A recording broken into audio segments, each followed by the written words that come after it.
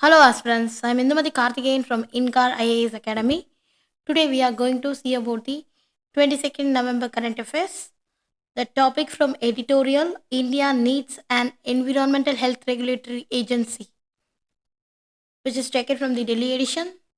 The topic which is comes under the GS2, that is effect of policies and politics of development and developing countries on India's interests, and also it comes under the topic of GS3, conservation, environmental pollution and degradation, and also comes under the topic of preliminary, that environment topic.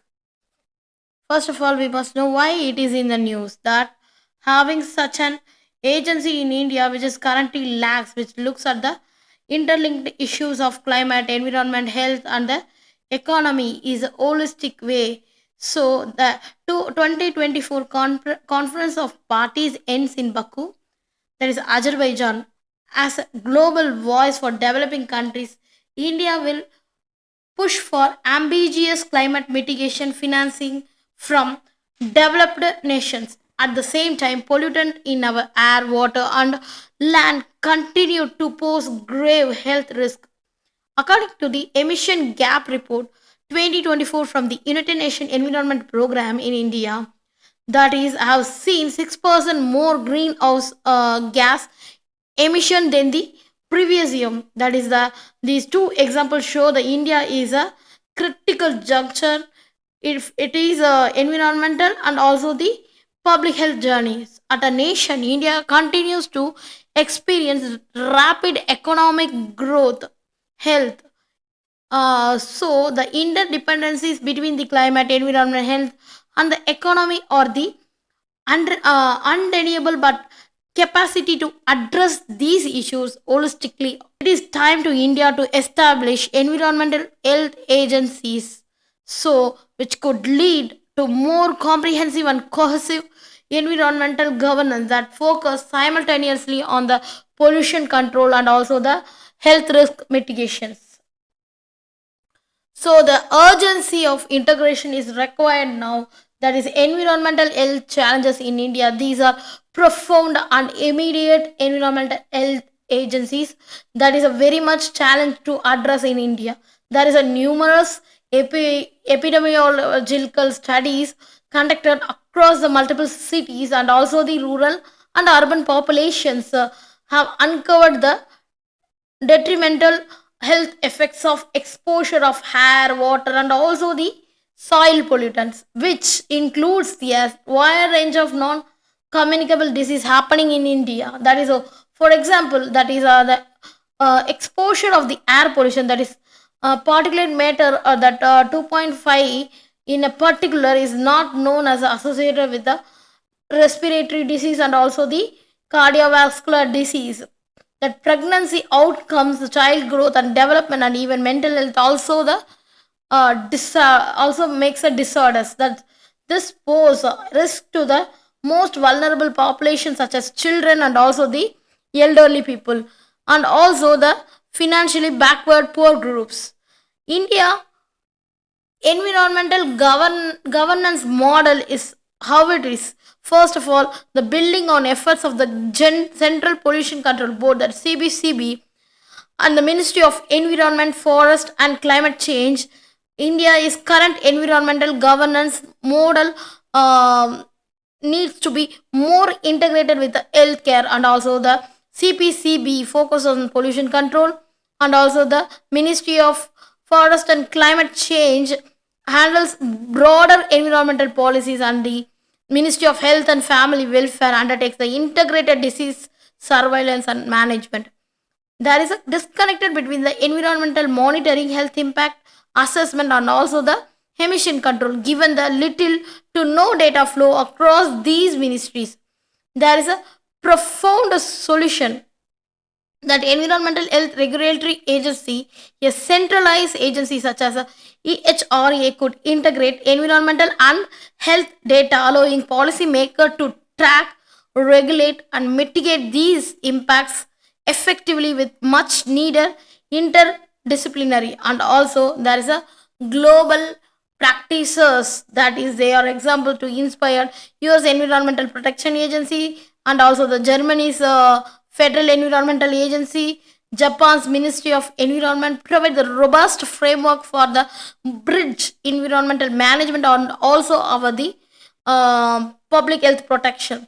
The EPA's approach, that is an Environment Protection Agency, it covers lot of grounds, that is it regulates air, water quality and also manages wastewater and also controls the toxic substances while relying on integrated science assessment and also included health together with a vigorous enforcement. Germany's UBA focus on environmental policy, managing the air, water, and also waste regulation while championing sustainable energy and the climate initiatives. And also there is a Japan MOE tackles pollution, chemical safety, and also the ecosystem protection.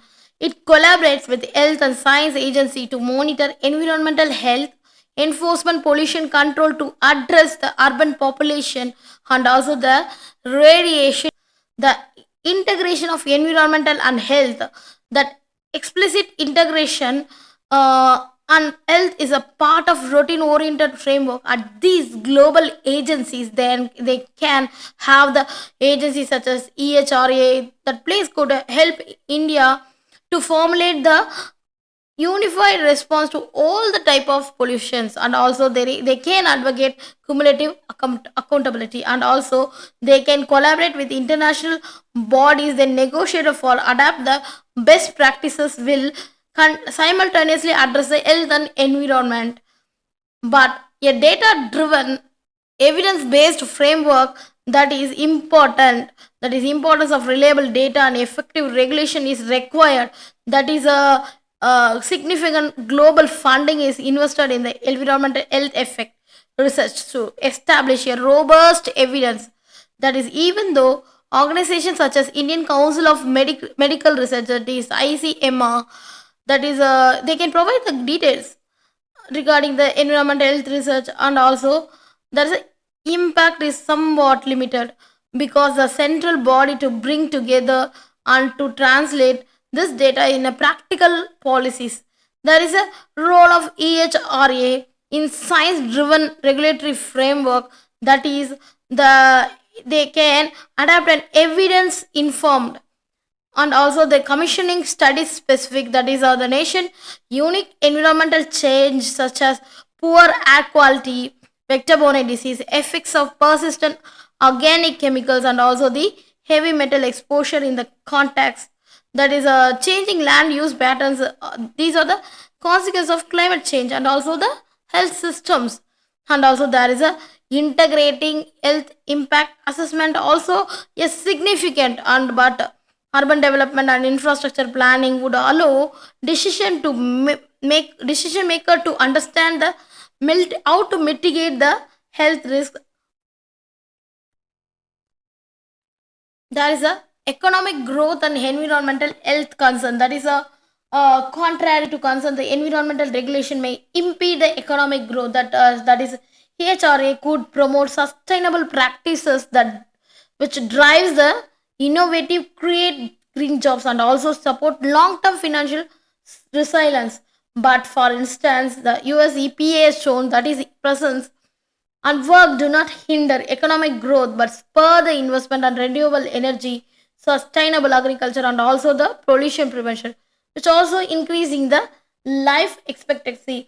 And with aligned with these economic policies with the environmental health, India economic is a trajectory need not be at all with environmental health. There is a incentive energy transition and also the public health campaigns around environmental health could encouraging the which is a transition to the cleaner technologies and also there is a EHRA can develop the policy instrument that will help the nation to align environmental health objectives and also the economic policy, which in turn would promote a sustainable development in the benefit of environment, public health, and also the economy at the same time.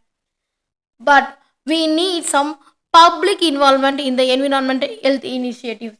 involving a public, it's very very necessary. Then they can do the target as early as possible. In India, HRA could be very critical, but educating citizens on environmental health risk and empowering communities, these are advocates cleaner air, water, healthier living condition. But citizen initiative and the role of non-governmental organization are pivotal, but they need accountability to start bottom up approach, and also the local body panchayat levels, everything will be involved in this. The role of communication and journalists also need to do the crucial highlighting and supporting initiatives, then they can get the public involvement. And also we need to align with our global commitments, and also India had signed a Paris agreement and has committed to the sustainable development goal, and also we should be EHRA instrumental is helping India meet these commitments by, and EHRA would be instrumental is helping India meet the commitment by aligning national policy with global standards. And also we need to contribute to collective effort to tackle climate and also the health challenges, including addressing transboundary issues.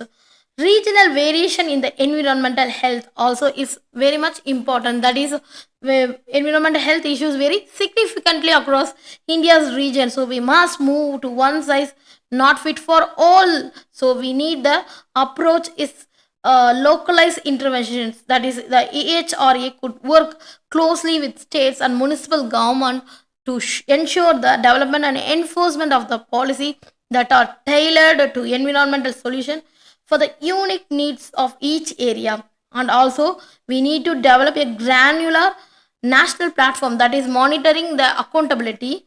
India could track health outcomes in deficit areas, and also we need to create a chart like how the data could be effectively used. And also we need to leading more effective and timely response to the local needs. That is way forward, that building accountability is a very very important crucial point, that establishing an EHRA in India would not be without challenges, from bureaucratic inertia to resistance from industry stakeholders, vary of regulations. And also there is a clear framework and interministerial coordination and measurable objectives and across sectional cooperation could help to overcome these barriers. And EHRA could be operationally independent and also guided by the scientific expertise, and also the empowered to enforce policy that prioritize the public health. So we conclude that India's recent success in meeting renewable energy targets highlight the nation's capacity for ambitious systematic challenge, and EHRA could build on these achievements to strengthen our Indian government in its health crisis by framing pollution control as a both health and also the imperative economic opportunity. But India establishment of an environmental health regulatory agency is essential to addressing the pollution dual impact on public health and also as well as environmental growth, which fostering sustainable development, and also we can integrate the solution. Thank you so much.